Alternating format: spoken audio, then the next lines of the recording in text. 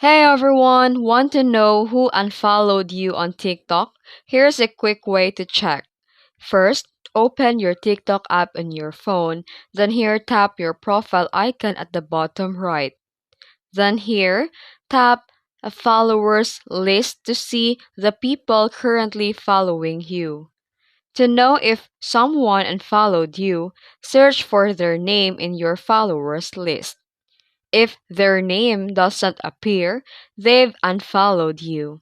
And if you want a more detailed and automatic way to track unfollowers, you can use a trusted third-party analytics app such as Tick Funds Tracker, Tick Insights, Tick Follower Tracker, and these apps help you to show who recently followed or unfollowed you.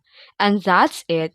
That's how you check who unfollowed you on TikTok. It's not shown directly in the app, but there's a third party analytics app. If this video helped you, don't forget to like and subscribe for more tutorials. Thanks for watching.